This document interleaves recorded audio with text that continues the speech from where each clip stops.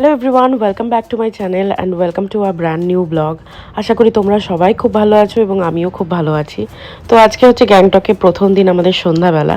তো আজকে সন্ধ্যাবেলায় ওর বাবা বললো চলো একটু এমজি মার্গ থেকেই ঘুরে আসি, বাইরে বেশি কোথাও যাবো না। আর এমজি মার্গটা যেহেতু আমাদের হোটেলের একদম কাছে, এই যে এটা আমাদের হোটেল, আর এই যে রাস্তাটা দেখছো, এই রাস্তাটা ধরে কিছুটা হেঁটে গিয়েই ডান হাতেই পড়ছে এমজি মার্গ। তো ওই রকমভাবেই বুক করা হয়েছিল, এমজি মার্গের পাশেই হোটেল নেওয়া হয়েছিল যাতে টুক করে বেরিয়ে পড়ে এমজি মার্গে যাওয়া যায়। আর এই প্রপার গ্যাংটকে ফেমাস জায়গা বলতে এমজি মার্গ। তো এমজি মার্গটা অ্যাকচুয়ালি একটা মার্কেট যেখানে খাওয়া থেকে শুরু করে বিভিন্ন ধরনের জামা কাপড়, আসবাবপত্র, হোম ডেকর আইটেমস সমস্ত কিছুর দোকান আছে, মানে কি নেই জায়গাটায়। তো রাস্তাটা দেখতে পাচ্ছ একটু ঢালু, পাহাড়ি রাস্তা যেরকম হয়। আমরা তো গটগট করে নেমে যাচ্ছি, কিন্তু উঠতে বেশ অসুবিধা পোহাতে হয়েছে আমাদেরকে। মানে ওখানকার লোকজন তো বেশ এই যে মাল কাঁধে করে উঠছে নামছে, ওখানকার মেয়েরাও দেখছি হাই হিলস পরে উঠছে নামছে, ওদের তো অসুবিধা হওয়ার কথা না, ওরা ইউজ টু হয়ে গিয়েছে। দেখো পৌঁছে গেছে এমজি মার্গ। চারিপাশটা কত সুন্দর করে সাজানো দেখেছো, দুই সাইড দিয়ে দোকান, মাঝখান দিয়ে রাস্তা, আবার বসার জায়গাও করা আছে ছোট ছোট, একদম স্বপ্নের মতো জায়গাটা। সবাই দেখছি যে যার মতো ব্যস্ত। হ্যাঁ, কেউ কেনাকাটি করছে, কেউ বসে গল্প করছে, কেউ ওয়াক করছে। আর এই ছবিটা তোমরা মানে সমস্ত জায়গায় দেখতে পাবে, মানে আমার ভিডিওতে প্রায়ই দেখতে পাবে। এই যে মেয়েকে দাঁড় করিয়ে বাবা ছবি তুলছে সমস্ত জায়গায়। আর দোকানগুলোতেও ভিড় একদম উপচে পড়ছে, যেহেতু শীতের জিনিসপত্রগুলো এখানে খুব ভালো পাওয়া যায়। আর কেউ কেউ আবার রিজনেবল প্রাইসেও বলে, আর কেউ কেউ এত বাড়িয়ে বলে, কিন্তু বার্গেনিং করার সাথে সাথে কিন্তু ওরা অনেকটা দাম কমায়। সুতরাং এত ভিড়, শীতের জিনিসপত্র কিনতে মানুষ ব্যস্ত, ঘর সাজাবার জিনিস কিনছে, কেউ কেউ আবার গিফট দেওয়ার মতোও জিনিস কিনছে। আর সত্যি কথা বলতে ওদের এত সুন্দর ওয়ার্ম হসপিটালিটি, কালচারটাও এত সুন্দর, একদম শান্ত শিষ্ট স্নিগ্ধ একটা ব্যাপার আছে পুরো জায়গাটার মধ্যে। জিনিস লক্ষ্য করেছো তোমরা, এখানে কোনো গাড়ি দেখতে পেলে এতক্ষণে? এখানে কিন্তু কোনো গাড়ি সাইকেল কোনো কিছুরই কোনো অ্যালাউ নেই, পায়ে হেঁটেই চলতে হবে। গাড়ি সাইকেল এখানে একদমই নট অ্যালাউড এই রাস্তায়। আর সত্যি কথা বলতে পায়ে হাঁটার মতোই পথ এই পথটা, গাড়ি সাইকেল নিয়ে এসে খামোখা কেউ এক্সপ্লোর করতেও চাইবে না, পায়ে হেঁটেই সবাই এক্সপ্লোর করতে চাইবে। এখানে ছোট ছোট মেডিকেল শপও আছে।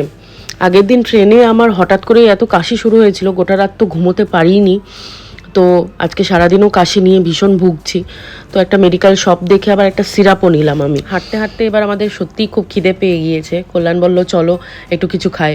আর খাবো মানে পাহাড়ে এসে ফার্স্টে মোমো ট্রাই করবো না, এটা তো হতে পারেই না, মানে আনবিলিভেবল। তো রোল হাউস বলে এখানে একটা ফেমাস মোমোর দোকান আছে, সেইখানে গেলাম। আর এই যে আবার সিঁড়িতে উঠতে হবে, পুরোটাই ভেজ। সুতরাং আমরা গিয়ে তো ফার্স্টে ভেজ মোমোই অর্ডার দিলাম। আর মোমোর টেস্টটা এত সুন্দর ছিল, মানে পাহাড়ি এলাকার মোমোতে ওরা জানি না কিছু একটা মিক্স করে, খুব সুন্দর একটা স্মেলও বেরাচ্ছিল, এত সফট আর ভীষণ সুন্দর টেস্ট ছিল। আমরা তো দুজন খেলাম, কিন্তু মেয়ে তো একটা খেয়েই শেষও, আর খেতে পারলো না, ঝাল লেগেছে।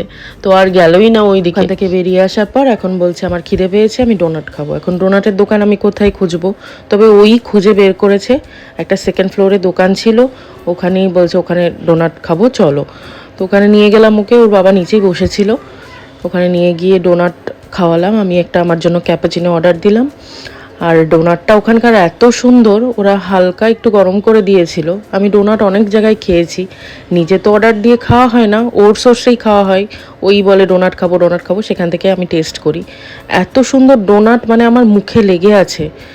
আমি সত্যিই এরকম ডোনাট কোথাও খাইনি। আর ও ডোনাট পেয়ে তো এখন ভীষণ খুশি, মনে হচ্ছে স্বর্গ পেয়ে গিয়েছে হাতে।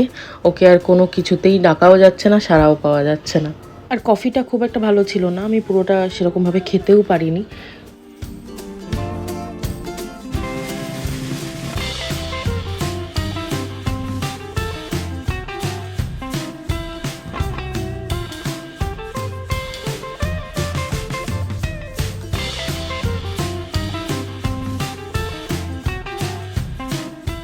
আর তারপর ওখান থেকে বেরোতে বেরোতে মোটামুটি 9:30 10:30 মতো বেজে গেছিলো।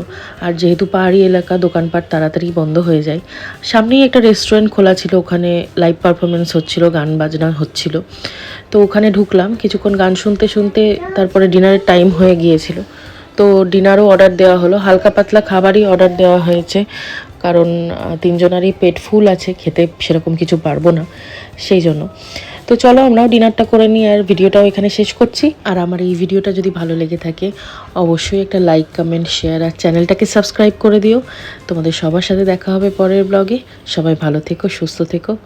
Bye bye.